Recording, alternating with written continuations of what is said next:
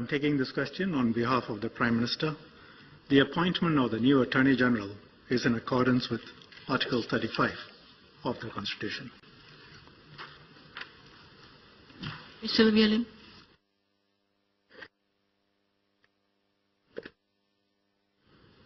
Supplementary question for Minister. My concern is actually regarding specifically Section 35, Subclause 4 of the Constitution. I'd like his comments on whether he feels that there is any issue with regard to the age of the new appointee.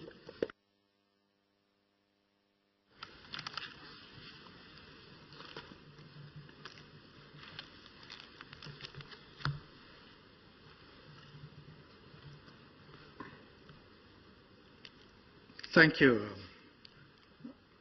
Madam Speaker, for allowing me to answer. No, Article 35(4) does not create an age issue for the appointee.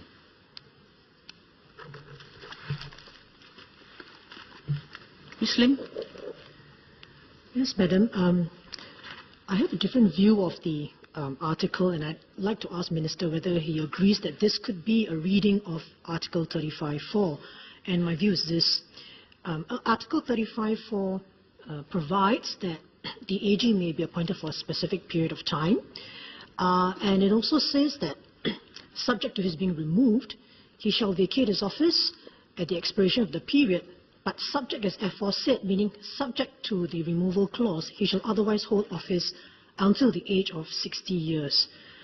And furthermore, the proviso to Article 35(4) states that the President has a discretion, if he concurs with the advice of the Prime Minister, to permit an AG who has attained the age of 60 years to remain in office.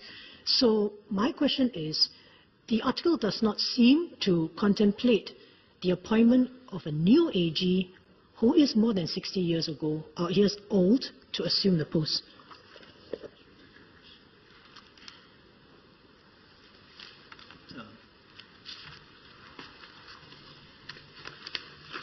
I think that would not be an accurate reading. In fact, it would be quite an inaccurate reading.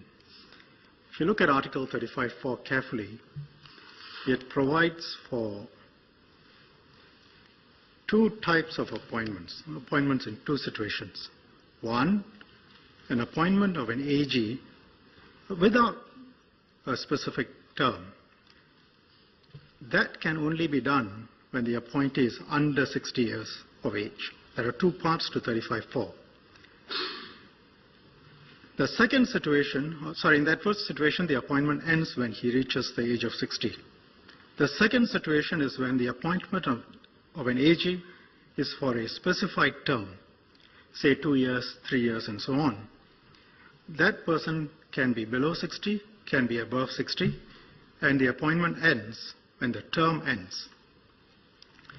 And of course, in both cases, government may allow extensions beyond the age of 60 or beyond the specified term.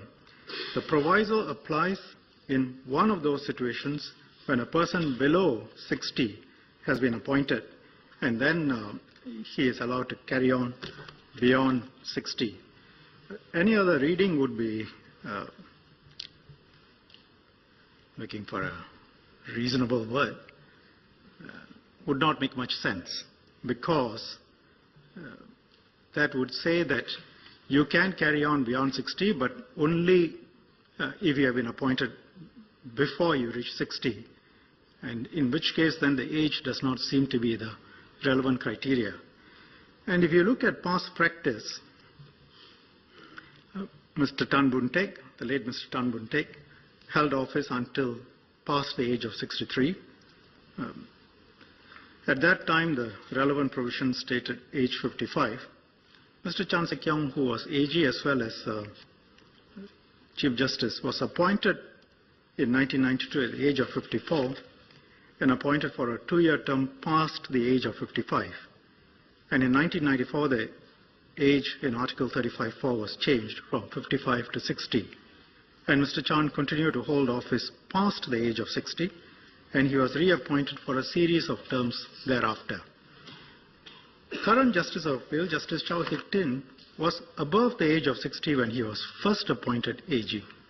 He was 63 when he was appointed for a term of 2 years, and 65 when he left office. And we have had a number of AGs below the age of 60 who were appointed for a specified term. Mr Walter Wong, the current Chief Justice, Justice Stephen Chong, Mr V K Rajah. All these appointments were in accordance with the Constitution, and the interpretation I have put forward, Madam Speaker, is something we have confirmed with the Attorney General's chambers. Mr Murali Pillai. Sorry, Madam, may I ask? In it, please. Ms. Lim, you've already asked 2 clarifications. Clarification Madam, given. I'm still not satisfied with the Minister's answer. May I just ask? One final clarification. Thank you, Madam. Madam, I think the Minister would also note that there is an Article 35(5) where it is specifically provided that nothing that is done by the AG shall be invalid by reason only that he has attained the age at which he is required by this article to vacate his office. So there is an indication in the Constitution about the importance of the age, and some of the office holders that he mentioned earlier, I think they were sitting AGs appointed before the cutoff, save for Chow Hik Tin, which case I think was never adjudicated. So my question is whether the government would, in good faith, to clarify this matter, apply to court for an interpretation to see whether the government's view is correct. That is quite ridiculous. The government has taken advice. I am satisfied. Anybody who reads it will be satisfied. If the member feels that there is something wrong, I would leave it to the member to apply.